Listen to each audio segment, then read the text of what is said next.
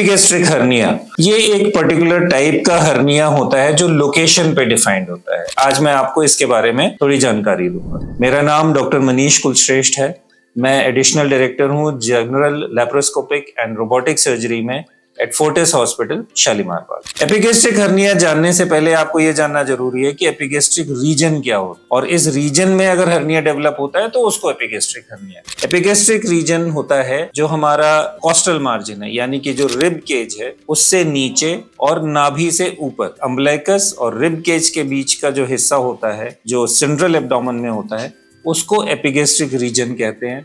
और अगर इसमें कोई डिफेक्ट हो और जिसकी वजह से हर्निया डेवलप हो जाए तो उसको एपिगैस्ट्रिक हर्निया कहा जाता है। आपके समझने के लिए अगर हम सरल भाषा में बात करें तो जो हमारा एब्डोमेन है वो ऐसे है जैसे कि ये रूम, जैसे एक कमरा है जिसके चारों तरफ दीवार है, ऐसे ही एब्डोमेन में भी चारों तरफ दीवार होती है। और जो कमरे की दीवार है उसमें जैसे लेयर्स होती हैं वैसे ही एब्डोमेन की वॉल में भी लेयर्स होती हैं। जैसे बाहर का पेंट है, उस जो हमें बाहर से दिख रहा है वो स्किन है।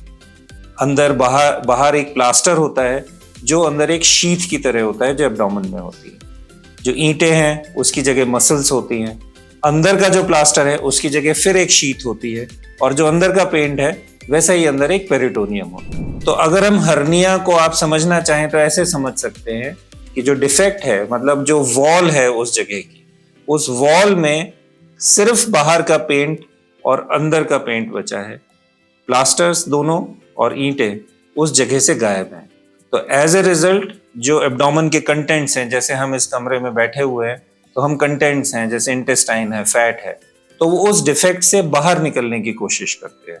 तो इस चीज को हर्निया कहते हैं। और अगर ये एपिगैस्ट्रिक रीजन में होता है तो इसको एपिगैस्ट्रिक हर्निया कहते हैं। Well, as is true with all hernias, epigastric hernia का भी ट्रीटमेंट सिर्फ और सिर्फ सर्जरी है। और हर्निया की जो सर्जरी होती है उसमें अगर हम ब्रॉडली बात करें, कंसेप्चुअली जो डिफेक्ट है उसको क्लोज कर दिया जाता है सूचर्स लगा के, और एक जाली लगाते हैं। जो एब्डोमेन की लेयर्स हैं, जैसे मैंने अभी आपको बताया दीवार की लेयर्स होती है, उन लेयर्स के बीच में इसकी जाली लगाई जाती है जिससे कि ये दोबारा से ना हो।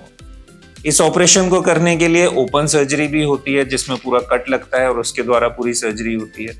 लेप्रोस्कोपिक सर्जरी होती है जिसमें छोटे छोटे होल्स बनते हैं, उनके जरिए पूरा का पूरा ऑपरेशन होता है।